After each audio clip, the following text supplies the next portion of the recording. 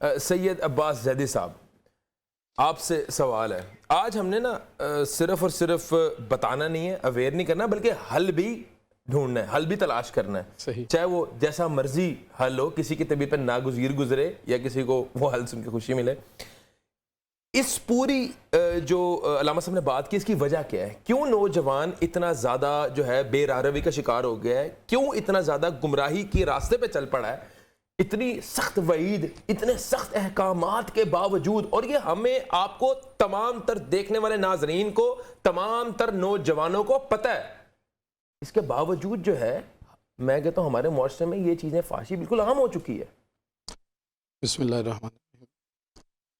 وہ ایک شعر ہے کہ وقت کرتا ہے پرورش برسوں، وقت کرتا ہے پرورش برسوں، حادثہ ایک دم نہیں ہوتا. سبحان اللہ. ابھی جو مولانا صاحب نے مقدمات کی بات کی، تو یہ برسوں پرورش ہے، ان مقدمات کا لحاظ نہ کرنے کا نتیجہ ہے. پھر وہ حادثہ ہوتا ہے جسے ابھی آپ لفظ زنا سے تعبیر کر رہے ہیں. ٹھیک ہے. یعنی وہ سارے جو ہیں پرورش پاتے ہیں، پری ریکوزٹس جو ہے وہ جن پورے ہو سے چکے آقا نے روکا یہ نہیں کرنا، یہ نہیں کرنا. مثال کے طور پہ ان تمام احادیث آقا کریم رؤوف الرحیم صلی اللہ علیہ وآلہ وسلم کی، یہ بالکل ویسے ہیں سمجھانے کے لیے کہ جیسے سی این جی اسٹیشن پہ لکھا ہوتا ہے کہ ماچس کی تیلی جلانا منع ہے. آپ جلا کے دیکھیں آگ نہیں لگے گی، لیکن آگ لگنے کا خطرہ ہے. سبحان اللہ. تو سی این جی اسٹیشن پہ جو لکھا ہوتا ہے ماچس اور نشان بنا ہوتا ہے اور اوپر کراس لگا ہوتا ہے، تو اس کا مطلب ہے کہ یہ وہ مقدمات ہیں، احتیاطی تدابیر ہیں، جو ابھی مولانا صاحب نے بھی تفصیل سے ذکر کی، جو احادیث میں تھی.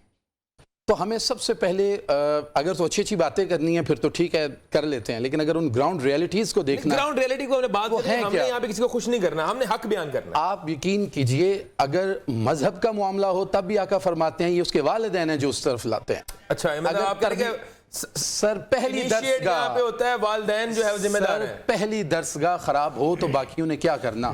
میں پہلی اینٹ ٹیڑھی لگا دوں، اس کے بعد میں اوپر دنیا جہان کی کنسٹرکشن کر لوں تو وہ ٹیڑھی رہے گی. صحیح. بعد میں کوشش ہی ہے. پچھلے پروگرام میں بھی ہم نے یہی بات کی تھی کہ بعد میں پھر ایک کوشش ہے. مثال کے طور پہ ایک شخص مریض ہو جاتا ہے، اب مریض تو وہ ہو گیا ہے، اب وجوہات کی طرف آتے ہیں، لیکن بعد میں اسے درست کرنے کی کوشش ہی کی جا سکتی ہے. ہو گیا نہ ہو. اب جو ہو چکے ہیں ان کے بارے تو یہی ہے. اب ہے کیا؟ آقا کریم علیہ الصلوۃ والسلام نے کیوں فرمایا تھا کہ اپنے نطفوں کے لیے مناسب مقامات کا انتخاب کرو. آج بھی ہمیں پنجابی میں بھی معروف یہ جملہ بولتے ہیں کہ برے کو نہ مارو، برے کی ماں کو مارو. یہ پنجابی کا ایک وہ رسمی جملہ نہیں ہے، فکرہ، بلکہ یہ آقا کریم علیہ السلام کی حدیث میں ہے کہ لوگوں کی سعادت اور شقاوت ان کی جڑیں ماؤں کے بطنوں میں تلاش کرو. یعنی اس نے اس کی تربیت کیسے کی ہے؟ بھائی یہ کیسے ممکن ہے؟ آج ایک ماں نہیں جانتی کہ اس کی بیٹی ٹک ٹاک پہ بیہودہ گانا لگا کے ناچ رہی ہے اور وہ کہتی ہے مجھے نہیں پتا. کیا بات! یہ فراڈ کیا جا رہا ہے. کیا بات! پیرنٹس بڑے اچھا. ایک اور بات، ہم جب بگڑے ہوئے معاشرے میں نوجوان دیکھتے ہیں، افراد دیکھتے ہیں، اچھا آپ کیا سمجھتے ہیں جب یہ والدین بنیں گے تو انہیں پر لگ جائیں گے؟ ابھی میں ایک بیہودہ شخص دیکھتا ہوں، میں بڑی ننگی بات کرنے لگا ہوں. آپ کریں، آج کھل کے بات کریں. ایک بیہودہ شخص معاشرے میں مجھے نظر آتا ہے جسے بولنے کی تمیز نہیں، بیٹھنے کی تمیز نہیں. اچھا جب وہ باپ بنے گا تو پھر رشتہ بن جائے گا. او بھائی اس کی بچوں کی جنت تو اس کے پیروں میں ہو سکتی ہے، معاشرے کے کسی بندے کی جنت نہیں ہے اس کے پیروں میں. کیا بات ہے! ممکن ہے معاشرے کے لیے وہ ایک ناسور ہو. کیا بات ہے! بچوں کے لیے تو وہ فرشتہ ہو سکتا ہے، معاشرے کے لیے ناسور ہو سکتا ہے.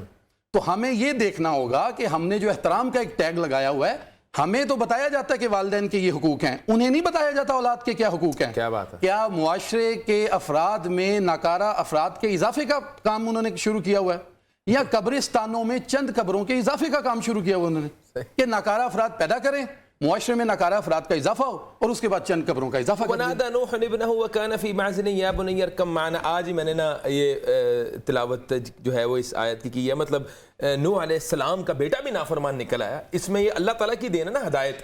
والدین کی تربیت کے باوجود ایسے کئی والدین ہیں جو نیک ہیں، بڑے صالح ہیں، لیکن ان کی جو اولاد ہے وہ جیسے کہتے ہیں گندی اولاد نکل آئی. کیا کریں سر؟ استثنائی بات ہے یہ. ہم جب کسی بھی موضوع پہ بات، یہ سوال اکثر کرتے ہیں، ویکھو جی تربیت کر کے کی کرنا، آدم دا پتر بھی انج سی، نوح دا بھی انج سی، عبد المطلب دا بھی انج سی. آپ دو ادھر ادھر کی باتوں کو اکٹھا کر کے عوام کو بیوقوف بنا رہے ہیں. آدم، نوح اور عبد المطلب علیہ الصلوۃ والسلام ان میں سے کسی ایک نے بھی اپنی ذمہ داری میں کوتاہی برتی تھی؟ نہیں. انہوں نے وما علینا الا البلاغ کر دیا تھا. انہوں نے بچوں کی تربیت میں کوئی کمی نہیں کی تھی. اب وہ اس کی اپنا انتخاب تھا. مطلب پہلے اپنی حجت کو پورا کریں, اس کے بعد اللہ تعالیٰ سے امید اپنا لگائیں. ہوم ورک تو کمپلیٹ کریں. آپ کو پتا ہے کہ آپ کا بچہ اندر ٹک ٹاک پہ ناچ رہا ہے, صحیح, اور آپ باہر توقع کر رہے ہیں کہ یہ درویش بنے گا. اب اگر کوئی کہ جی پیرنٹس کو پتا نہیں, کیوں نہیں پتا, وہ اس کے ٹیوشن سینٹر میں جا کے ٹیوٹر سے ساری ڈیٹیل لے لیتے ہیں. اس کے تمام ٹیچر سے ایک ایک سبجیکٹ کے ٹیچر کو سیپریٹ جس چیز میں وہ مل لیتے انٹرسٹڈ ہوتے ہیں, اپنے بچے کو کسی مقام پہ دیکھنا چاہتے ہیں دنیاوی, کہ اس کی سیلری اچھی ہو, ایجوکیشن اچھی ہو, وہاں پہ وہ پوری ذمہ داری نبھا رہے ہیں. لیکن یہاں پہ جو ہے انہوں نے کھلا چھوڑا ہوا ہے. اور دو طبقات ہیں اس میں. میں سمجھتا ہوں پیرنٹس کے رجحانات میں دیکھنے کو کچھ وہ ہیں, وہ سمجھتے ہیں ہمارا بچہ نماز پڑھ لے, حفظ کر لے, قرات درست ہو جائے, اس کے علاوہ روزے وغیرہ رکھتا رہے, تو یہ بہترین ہے. بیسک فنڈامنٹلز آف اسلام پورے کرنے. وہ سمجھتے ہیں کہ وہ جو بھی اسلامی ایک جو آداب ہیں, میں سمجھوں گا کہ وہ ایک مسلمان کو سوٹ کرتا ہے, واجبات کے حوالے سے میں بات نہیں کر رہا, کہ وہ اسلامی ایک مزاج کو وہ فالو کرتے ہیں.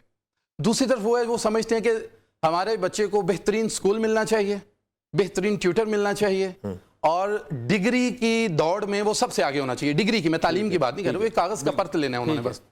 اب یہ دونوں مزاج یہ بھول گئے. اچھا پھر ایک اور بات, مذہبی بچے بھی جرائم میں ملوث, ہر روز کی خبر ہے.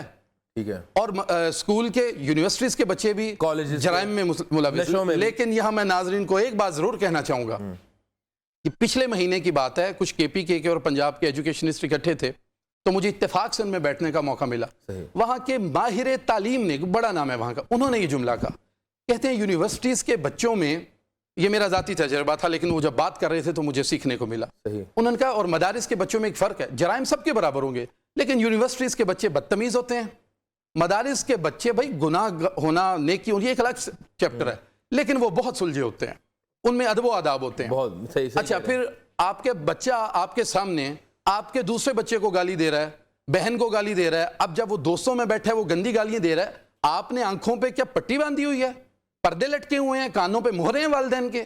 بھائی یہ کیسے ممکن ہے کہ آپ اصل مجرم, پہلی درسگاہ جس نے کام خراب کیا ہے, اینٹ ٹیڑھی کی ہے, میں بعد والی کنسٹرکشن کمپنی کا تو گریبان پکڑ لوں, اور جس نے پہلی اینٹ ٹیڑھی رکھی ہے اسے میں معافی دے دوں. بہت خوبصورت بات کہ ناظرین, عباس بھائی نے جو جس پوائنٹ کے اوپر آپ کی توجہ دلائی ہے وہ بڑی اہم ہے, کہ والدین جو ہیں, اگر بچہ فحاشی کا مرتکب ہو رہا ہے تو اس میں قصوروار جو ہے وہ والدین ہیں. بلکہ انہوں نے تو بہت زیادہ یہ بات کی کہ پہلی درسگاہ ہی ایسی تھی کہ توجہ نہیں تھی والدین کی, والدین کو نہیں نظر آ رہا کہ ان کی بیٹی ٹک ٹاک پہ کیسا فوج کنٹینٹ بنا رہی ہے, والدین کو نہیں پتا کہ ان کا بچہ جو ہے وہ ٹک ٹاک, فیس بک, اسنیپ چیٹ پہ کیا کر رہا ہے. بہت ویلڈ پوائنٹ ہے.